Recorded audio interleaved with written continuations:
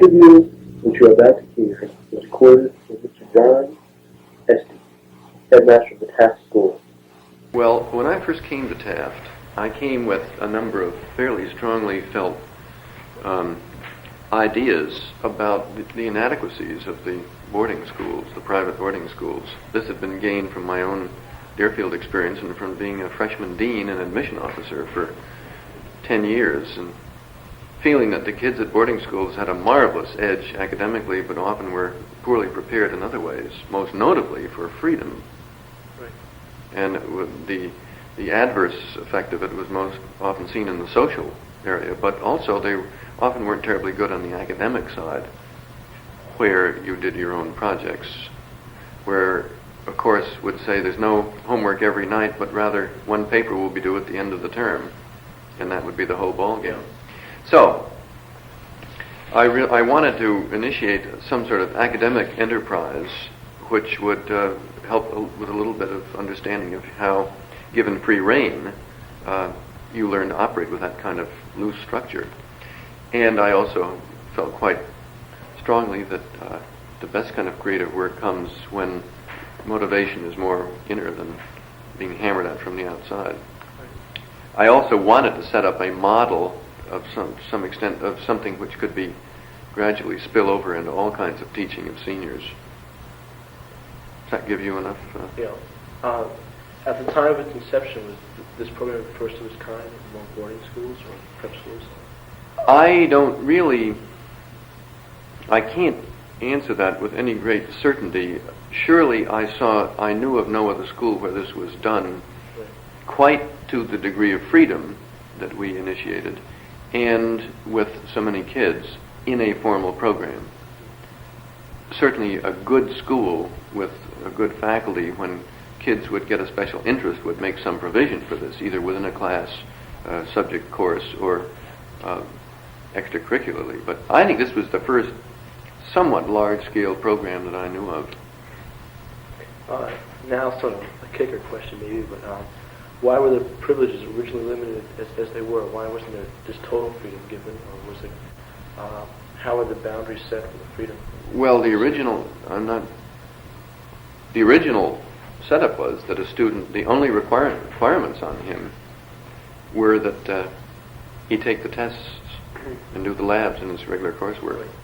So then why, say, couldn't total freedom have been given in terms of coursework, say, eliminating coursework and just... Oh, eliminating coursework and just working on this? Yeah.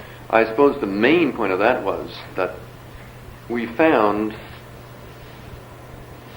well, there were two pressures there. One was external. Colleges were not ready to accept it. The second point being that we found, in general, it worked better to have half-year project rather than whole-year project. That going a whole year, and you see where we're not set up to do smaller packages to re-enter the regular system, Right. short of a whole year. But the full year for the kids, at least 8 years ago, was too much. That was too much freedom. They just didn't get themselves together on the thing. Now, with term-contained courses, maybe one thing we should think of doing is to having independent studies for a whole term. You're in residence a whole term with no other course requirements. Now, from an educational point of view, how do you think the students have benefited from the program?